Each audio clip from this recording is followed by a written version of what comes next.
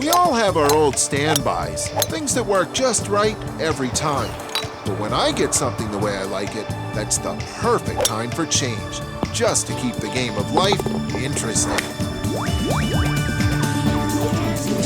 Let me share a secret recipe. Discover an ingredient that fires your imagination. Choose other flavors to match. Find the best way to cook them. My secret recipe? Cooking without a recipe.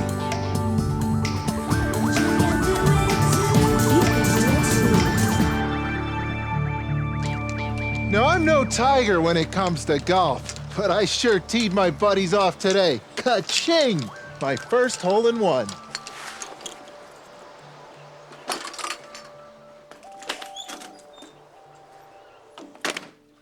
Traditionally, I'm on the hook for a round of celebratory drinks, but I'm upping the ante and cooking dinner too. So my friends will be over later for some 19th hole celebration.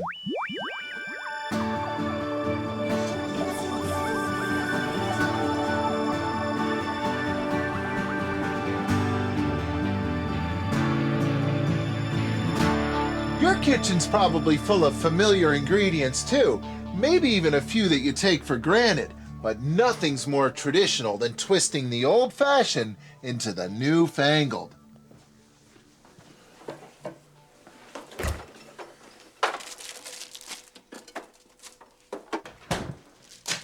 Now these three have been buddies since cooking was invented. Par for the course, some flavors just go together naturally. But if you think you've seen it all, you ain't seen nothing yet. Because when they jump on the slow boat to Tart Town, you're gonna feel like you hit a hole-in-one in your own kitchen.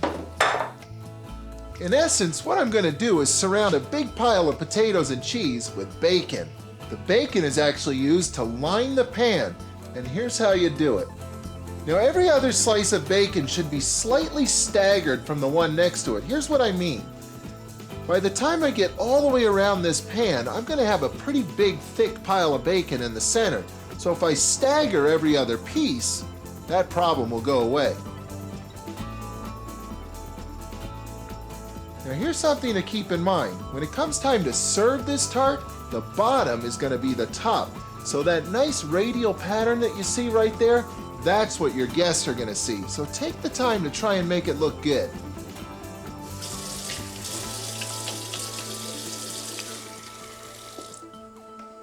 Now that bacon has lots of salt in it, but it could use a bit of pepper.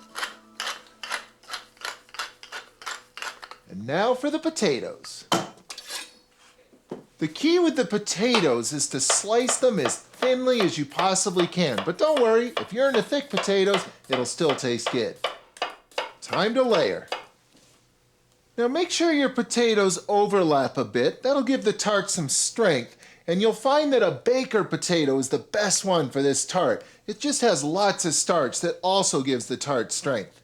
And as soon as you've got a full ring, season it up with some salt and pepper and add some cheese to it. Now just about any firm cheese would work here, but I prefer the flavor, texture, and color of a nice aged yellow cheddar cheese. Now the first time you make this dish, keep it simple, but the next time you make it, at this point you could easily add in some extra flavor, maybe some dried herbs like say dried oregano, whatever you're into. But you know, today I'm gonna keep it meat and potato simple.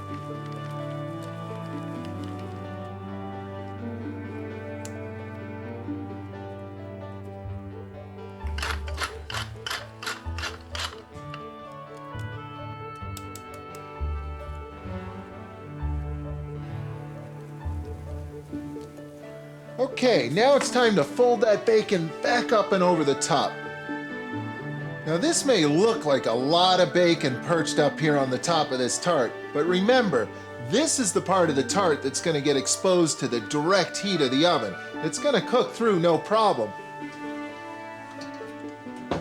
But it will shrink a little bit as it starts to cook, so it's a good idea to slap some kind of lid on top.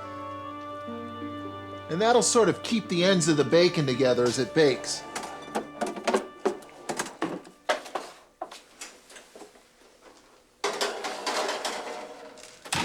Now, in order for this tart to bake properly, I need to set this oven at a relatively low temperature. 325 degrees will be perfect, because that'll give the heat a chance to penetrate, cook those potatoes without overcooking the bacon. Now, where did I leave that bottle of rum?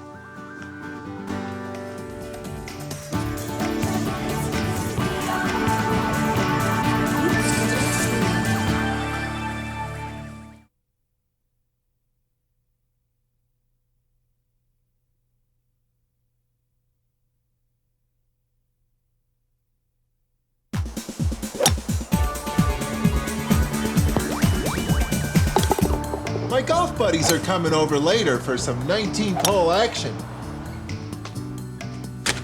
But they never know what to expect when I'm cooking. I started the round with meat and potatoes, but I ended up carting a potato, bacon, and cheddar tart. Just a little chip shot to get dinner started. Hey, all you guys out there, if you can tune an engine, program a VCR, or think of 50 ways to use duct tape, you can make a little dessert now and then, can't you? You're not afraid of a little sugar, are you? Sugar's really just a pretty face, but locked within this jar is an amazing flavor secret just aching to get out, and you won't need a how-to manual to find it.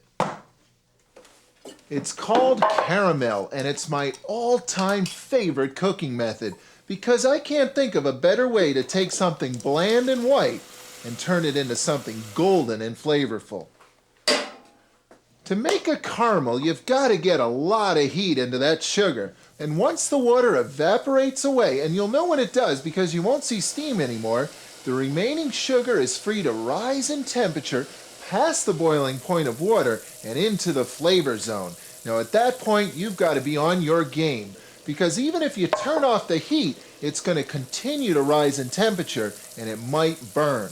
Cream is the ideal candidate. And at this point, you can relax, turn the heat down a notch, because you've scored a hole-in-one in your own kitchen. Once you've mastered caramel, the possibilities are endless. For instance, I still owe those guys a drink. This is about to become rum pudding. Rum, cornstarch, and milk. 2 cups to be precise.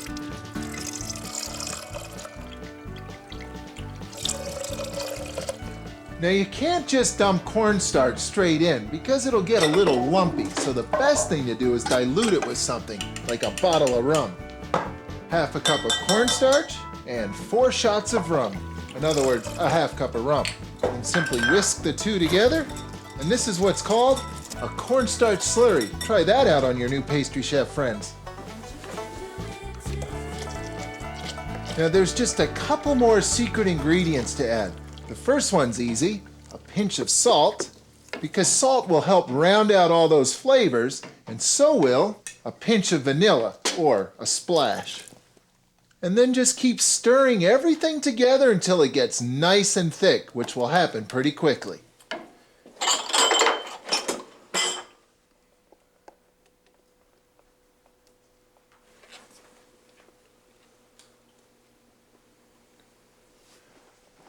Now, with your advanced degree in the pastry arts, perhaps it's time for a new assignment, unlocking the locking potential of the egg white. Flavor locking, that is. Spicy beer nuts?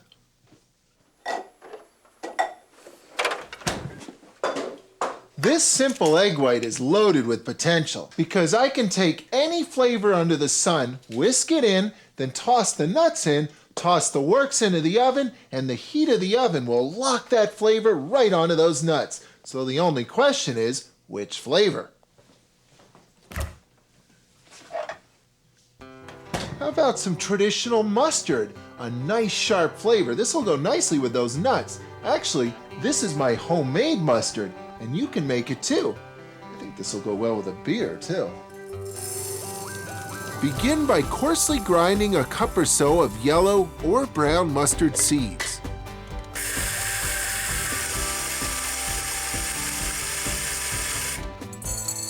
Then, top the works up with a few spoonfuls of yellow mustard powder.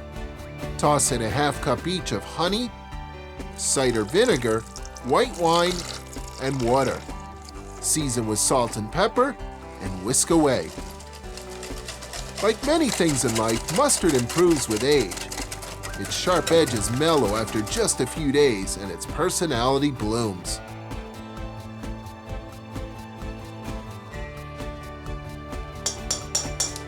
Now, the best things in life are full of balance, and that applies to beer nuts too, and it would really benefit from a little bit of sugar.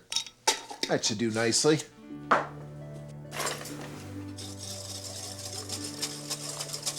Now, for these egg whites to reach their full potential, whisk them for a few seconds, froth them up a bit, stretch them out so they'll totally cover the nuts.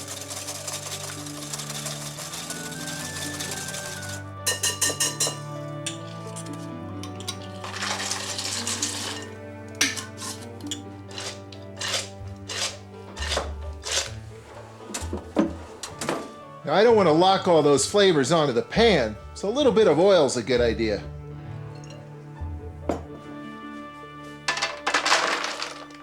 Any temperature will set those egg whites, but 350 degrees is ideal. Now, while I wait for those flavors to lock down, I'm going to get ready to do some grilling. The guys are going to love that.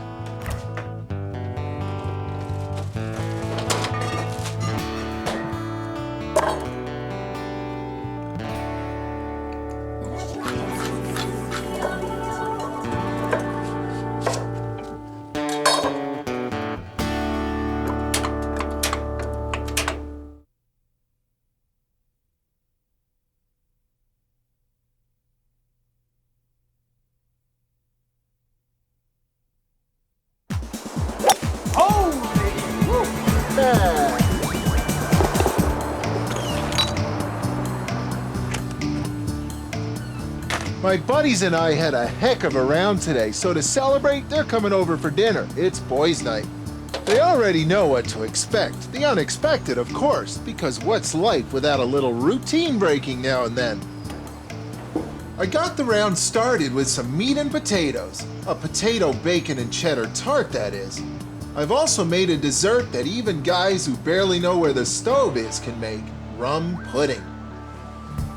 Now, the beautiful thing about cooking corn on the grill is that it gets flavor because the grill caramelizes. This is an awesome way to cook corn. Now, one of the keys to grilling onions is to make sure that you cut them really thick, then they're easy to move around and flip when they're ready.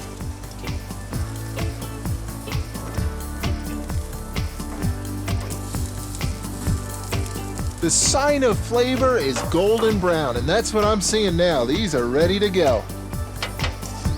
Now, these are pretty hot at the moment, but I'm going to add even more heat to them.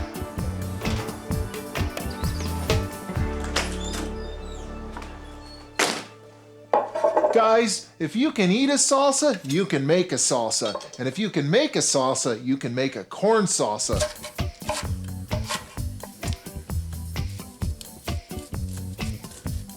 Now, a good salsa is all about contrast, contrasting tastes and contrasting colors. So I'm going to need something sour to offset all that sweet in there. There's nothing like a couple of traditional limes when you're making salsa. And for that matter, some traditional cilantro too. Now, there's only one rule when it comes to adding cilantro to a salsa. Add every bit that you have. Go for it. Now, when it comes to a lime, I just can't resist. There's a lot of flavor locked up in this skin.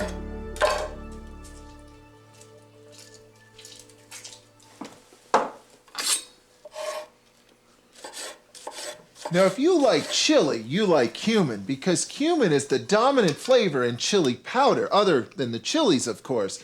It's also commonly found in store-bought salsas. Now, of course, some salt will help balance all these flavors.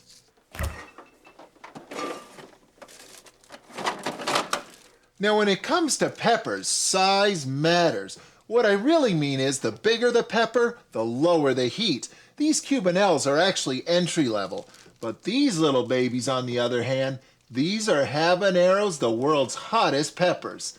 So which one shall I use today? Well, I do have company coming. I think I'll use them both. I know exactly what I'm gonna do. I'm gonna split this in half. One half is gonna be a little bit mild.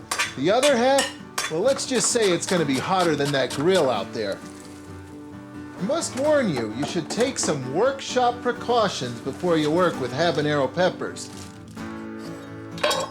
Now, much of the heat of any pepper is actually concentrated in the pith around the seeds, so you can really tone things down a bit by simply rinsing that part out.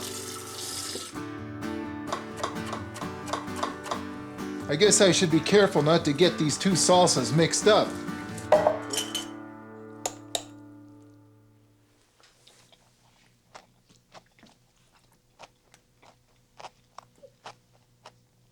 Whoo-wee, that's hot.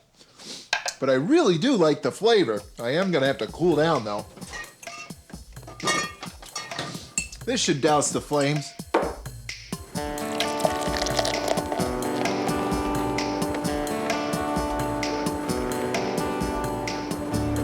Thanks. You know, there's nothing quite like the agony and the ecstasy of spicy food. Why do we line up to hurt ourselves? Why does it feel so good? In fact, your body counteracts the pain of peppers the same way it reacts to any pain, by pumping pleasurable endorphins into the works. More pain means more pleasure, and that's why the last wing goes down a whole lot easier than the first wing. Of course, like any burn, something cool is always a welcome relief. But the effects can be fleeting because the actual ingredient responsible for all that pain, capsaicin, is present in the oil of the pepper. That means water won't cut it, but something acidic will. That's why great salsas always have lemon or lime in them. That's also why, believe it or not, your best firefighting choice is not a cold beer, another wing, or an ice cube. It's something else. But don't let your buddy see you ordering it here. It's a glass of lactic acid, old-fashioned milk.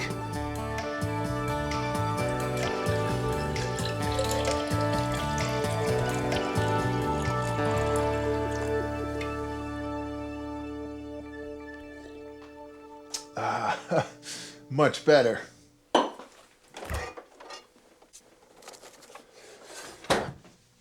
Now, when those guys see this, they're going to be expecting beef burgers, but that's not what I'm delivering. Here's something I've been meaning to try: lamb burgers. Ground lamb makes a dandy burger. It is a little bit leaner, though, than ground beef, so I will need to add a touch more moisture to it, and I'll do that by simply mincing up an onion and a nice big splash of olive oil. Of course, some salt and pepper, too. And some aromatic spice flavor would be nice too. Now, lamb is a pretty strong flavor, so it can stand up to just about any spice. But I've already got ground cumin out, so I might as well use it again. Okay, let's get some patties here.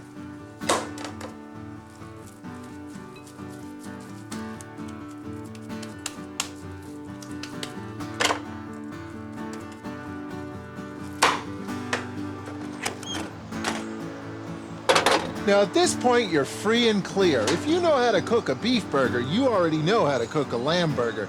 Just trust your primal grilling instincts.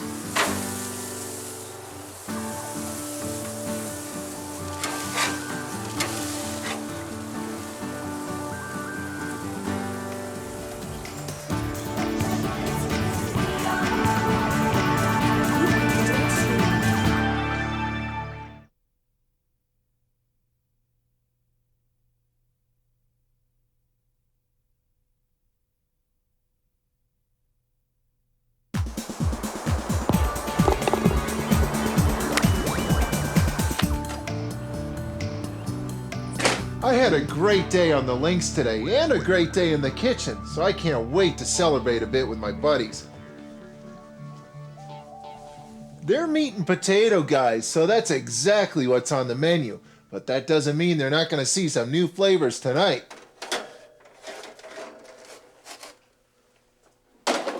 Like a potato, bacon, and cheddar tart. What a great way for these three flavors to get together. awesome.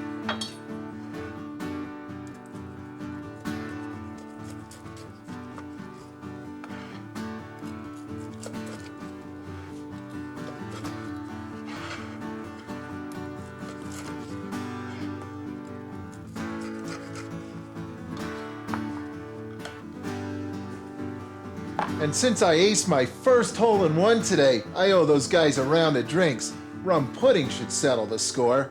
And speaking of drinks, nothing goes better with a Frosty than beer nuts. And actually, they're gonna need those Frosties when we get this salsa out there.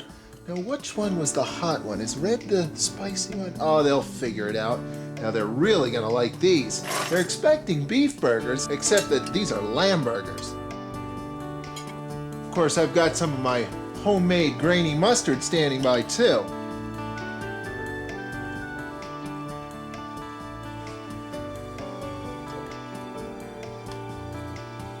You know, sometimes the key to spicing up life and the kitchen is to look just one step beyond the obvious. And when you do, you just might find a world of possibilities and a table full of newly familiar flavors.